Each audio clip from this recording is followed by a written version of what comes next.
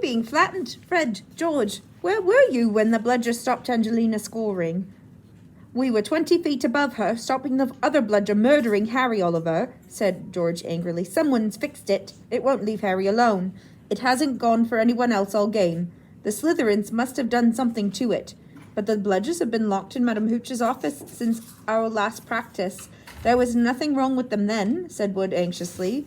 Madame Hooch was walking towards them. Over her shoulder, Harry could see the Slytherin team jeering and pointing in his direction. Listen, said Harry, as she came nearer and nearer. With you two flying round me all the time, the only way that I'm going to catch the snitch is if it flies up my sleeve. Go back to the rest of the team and let me deal with the rogue one. Don't be thick, said Fred. It'll take your head off. Wood was looking from Harry to the Weasleys. Oliver, this is mad, said Alicia Spinnet angrily. You can't let Harry deal with that thing on his own. Let's ask for an inquiry. If we stop now, we'll have to forfeit the match, said Harry. And we're not losing to Slytherin just because of a mad bludger. Come on, Oliver. Tell them to leave me alone. This is all your fault, George said angrily to Wood. Get the snitch or die trying. What a stupid thing to tell him. Madame Hooch had joined them. Ready to resume play? She asked Wood. Wood looked at the determined look on Harry's face. All right, he said. Fred, George, you heard Harry. Leave him alone and let him deal with the bludger on his own. The rain was falling more heavily now. On Madame Hooch's whistle, Harry kicked hard into the air and heard the telltale whoosh of the bludger behind him. Higher and higher Harry climbed. He looped and swooped, spiraled, zigzagged, and rolled. Slightly dizzy, he nevertheless kept his eyes wide open. Rain was speckling his glasses and ran up his nostrils as he hung upside down, avoiding another fierce dive from the bludger. He could hear laughter from the crowd. He knew he must look very stupid, but the rogue bludger was heavy and couldn't change directions as quickly as he could. He began a kind of roller coaster ride around the edge of the stadium, squinting through the silver sheets of rain to the Gryffindor goalpost, where Adrian Pusey was trying to get past Wood. A whistling in Harry's ear told him that the bludger had just missed him again. He turned right over and sped in the opposite direction. Training for the ballet, Potter, yelled Malfoy, as Harry was forced to do a stupid kind of twirl in the air to dodge the bludger. Harry fled, the bludger trailing a few feet behind him. Then, glaring back at Malfoy in hatred, he saw it, the golden snitch. It was hovering inches above Malfoy's left ear, and Malfoy, busy laughing at Harry, hadn't seen it. For an agonizing moment, Harry hung in midair, not daring to speed towards Malfoy in case he looked up and saw the snitch. Wham! He had stayed still a second too long. The bludger had hit him at last, smashed into his elbow, and Harry felt his arm break. Dimly dazed by the searing pain in his arm, he slid sideways on his rain-drenched broom, one knee still crooked over it, his right arm dangling useless at his side. The bludger came pelting back for a second attack, this time aiming at his face. Harry swerved out of the way, one idea firmly lodged in his numb brain: get to Malfoy. Through a haze of rain and pain, he dived for a shimmering, sneering face below him and saw its eyes widen with fear. Malfoy thought Harry was attacking him. What the? He gasped, careering out of Harry's way. Harry took his remaining hand off his broom and made a wild snatch. He felt his fingers close on the cold snitch, but was now only gripping the broom with his legs, and there was a yell from the crowd below as he headed straight for the ground, trying hard not to pass out.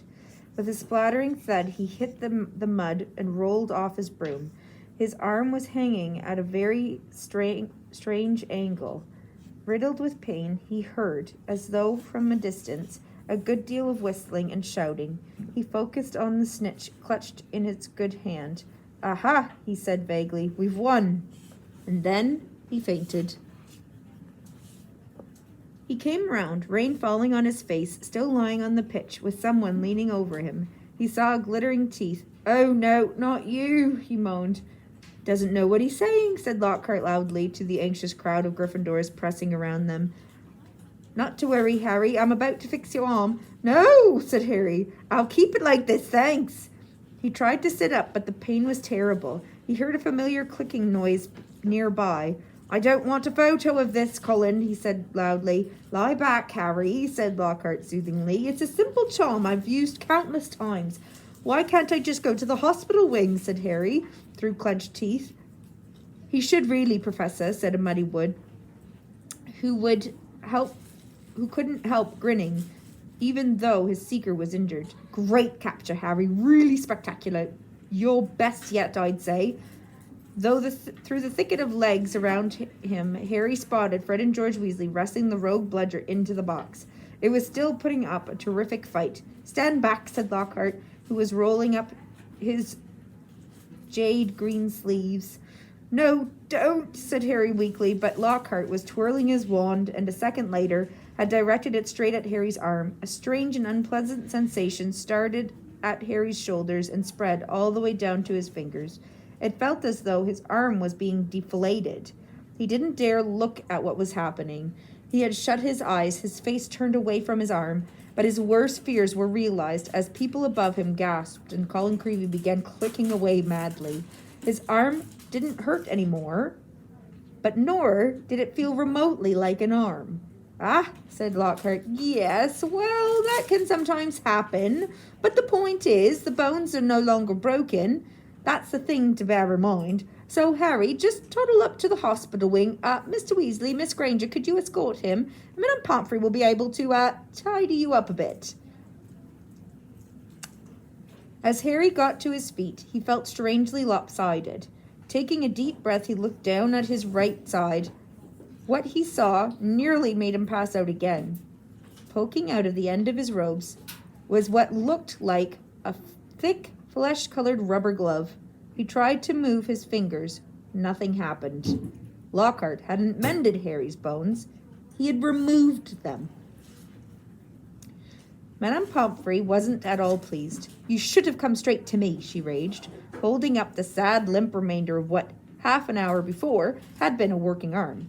I can mend bones in a second, but growing them back. You will be able to, won't you? Said Harry desperately. I'll be able to, certainly, but it will be painful, said Madame Pomfrey grimly, throwing Harry a pair of pajamas. You'll have to stay the night. Hermione waited outside the curtain drawn around Harry's bed while Ron helped him into his pajamas. It took a while to stuff the rubbery, boneless arm into his sleeve. How can you stick up for Lockhart now, Hermione, eh? Ron called through the curtains as he pulled Harry's limp fingers through the cuff. If Harry had wanted deboning, he would have asked. Anyone can make a mistake, said Hermione. And it doesn't hurt anymore, does it, Harry? No, said Harry. But it doesn't do anything else either. As he swung himself onto the bed, his arm flapped pointlessly. Hermione and Madame Pomfrey came around the curtain. Madame Pomfrey was holding a large bottle of something labeled Skelligro. You're in for a rough night, she said, pouring out the steaming beakerful and handing it to him. Regrowing bones is nasty business. So was taking the Skelligro. It burned Harry's mouth and throat as it went down, making him cough and splutter. Still tut-tutting about the dangerous sports and inept teachers, Madame Pomfrey retreated, leaving Ron and Hermione to help Harry gulp down some water. We won, though, said Ron, a grin breaking across his face. That was some catch you made, Malfoy's face. He looked ready to kill. I want to know how he fixed that bludger, said Hermione darkly.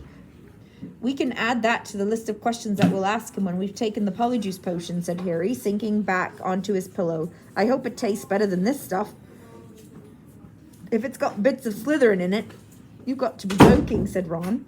The door of the hospital wing burst open at that moment. Filthy and soaking wet, the rest of the Gryffindor team had arrived to see Harry. Unbelievable flying, said George.